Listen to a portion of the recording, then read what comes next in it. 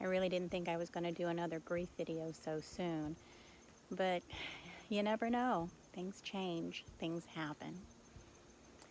So when I got up this morning, of course, first thing I did is pick up my phone and go onto Facebook, and there was a little video of someone rescuing a dog, and she looked very similar to my good girl Daisy.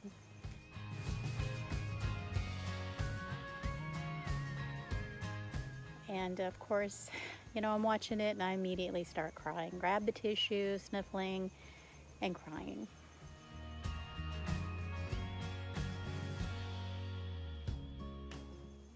It, 2020 has just been a really bad year for me. I'm sure it's been bad for a lot of people, and I know my story's not the only one, but this is my story.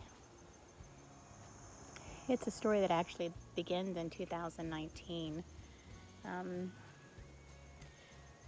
I guess in late November, I noticed that my dog Daisy wasn't acting the same. She would go outside and she would walk around the yard a little bit, but then she would spend hours chasing lizards. And she suddenly stopped doing that, and I thought, well, it's hot. Maybe she just doesn't want to be outside when it's hot. But it was nagging. It was a nagging feeling because she loved to be outside.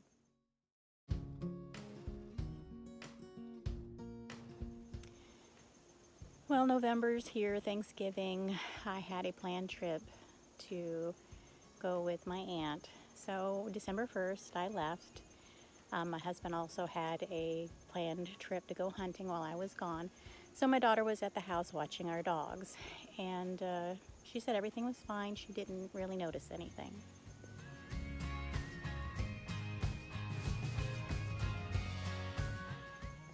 So I get back from my trip, and immediately my husband had to have a procedure done. Of course, this was the procedure that started the ball rolling for the next few months with his sickness.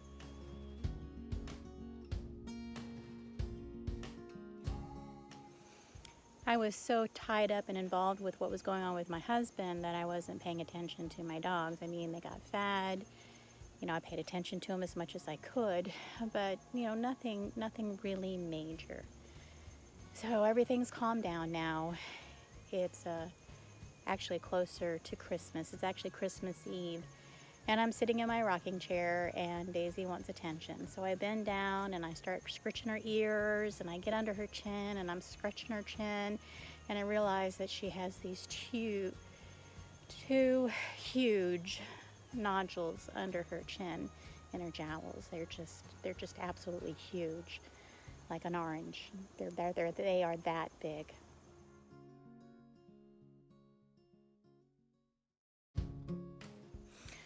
I called the vet as soon as I could and make an appointment to have her examined. And so we go in, and the doctor confirms that she probably has cancer. But they're going to go ahead and run tests just to make sure. So close to first of the year, actually I think it was after the first, we got confirmation that Daisy has cancer. So he goes ahead and writes me up a medical plan or a care plan for her, and we put her on prednisone. And I change her diet, and I try to make sure that I keep her as comfortable as possible.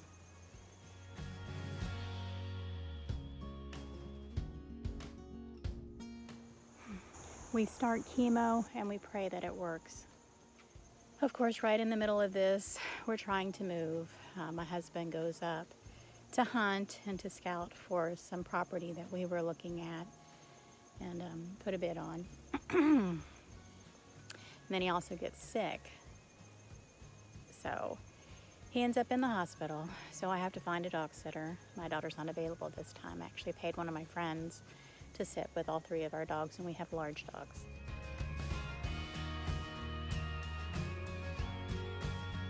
So I'm in Alabama with my husband. I get him out of the hospital, and we are on our way home, and that's when all hell breaks loose.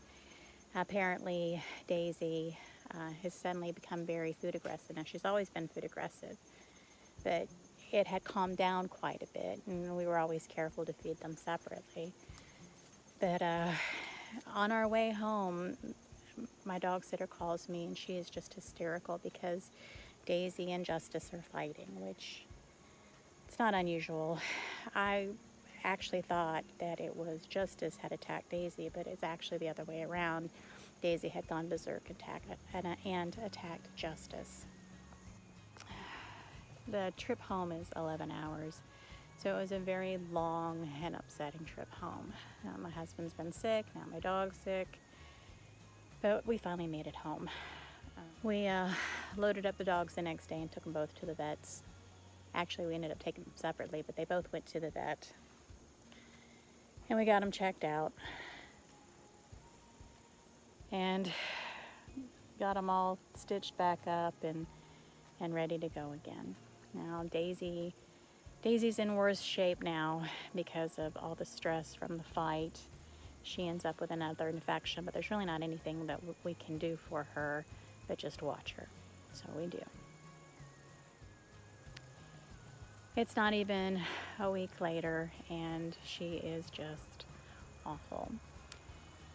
She's swelling up. Her abdomen is so swollen that she's having a hard time laying down.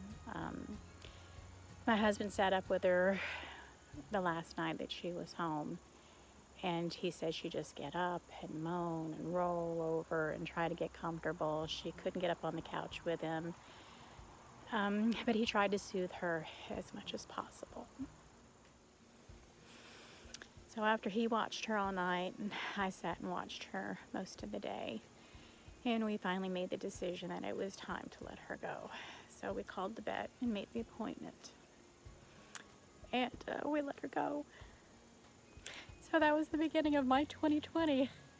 I had to let go of my Daisy.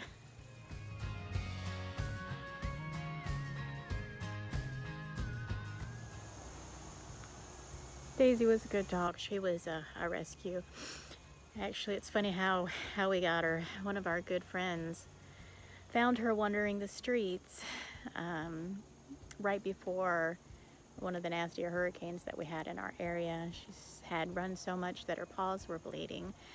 And I had seen her post it on Facebook that she had found her in the circumstances. And funny how my husband calls me a little while later, and he's like, our friend called and said, do we want another dog? And I'm like, the one she posted? And he's like, yeah. And I said, yeah, go get her and bring her home.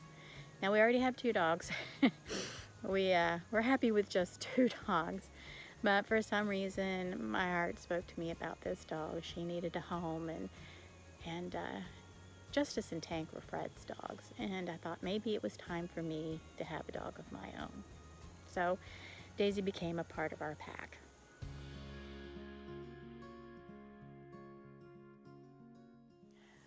To say that she integrated seamlessly into our pack is no, that's not what happened.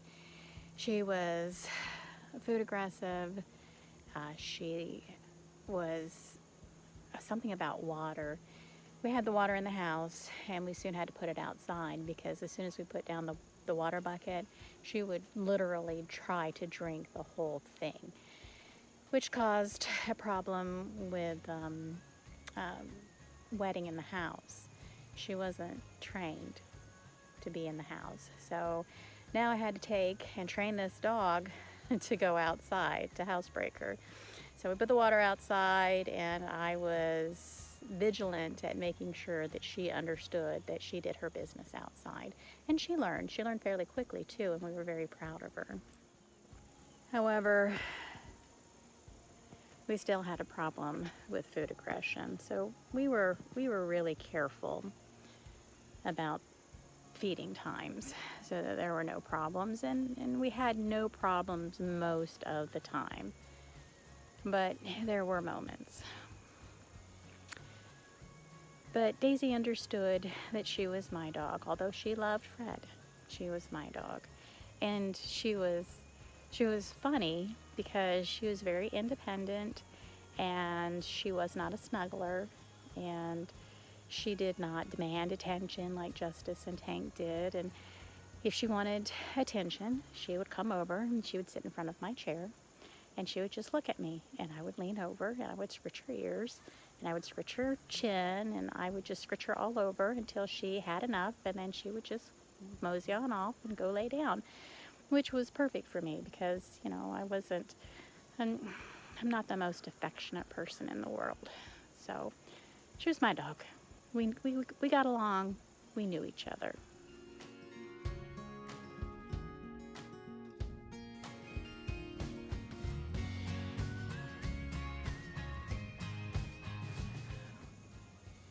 I really loved Daisy. She was a good puppy, and it broke my heart when she passed. And that was the beginning of my 2020. And although I did mourn her for a little while, a bigger grief came along, and I didn't get to grieve for her probably like I should have. Sometimes I find, like now, that I have the opportunity to grieve for my lost pet. Daisy was a family member. She was part of our lives for 2 years. She made me very happy. It was nice to have a pet of my own. I always have to share my pets with my husband. They always gravitated towards him. He was, he was the leader of the pack, so to speak, and then I was there. So I miss my Daisy. I actually miss my pack. And hopefully one day I'll meet another dog who gets me like Daisy did. Daisy, me and her were a pair, so to speak. But, it's okay to grieve a lost pet. They are family members too. In the meantime, it's me and Justice. And although Justice was my husband's dog, she's my dog now.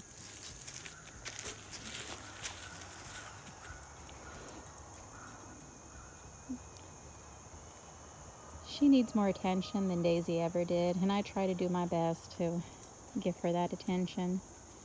But again, I'm not the huggy type. But I scratch her ears whenever she wants, and it makes her happy. She really is a spoiled dog. And a good dog. And I'm grateful to still have her.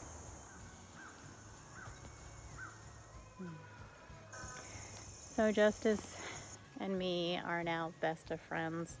And although she was my husband's dog, she loves me too. She's a good dog. She keeps me company. She makes me get up in the morning. She makes me go outside for walks. She's just basically a good girl, and I'm glad that I have her. But again, I do miss my pack. I miss them very much. And maybe one day, sooner than later, I'll have another pack again. I don't know. We'll see. You have to come back to find out what happens. So, thank you for letting me share my grief of my lost pet. Again, I do miss her. She was a good girl. She deserved a better life. And I hated losing her. So I'm going to call this the end. Again, thanks for showing up. You guys have a blessed day.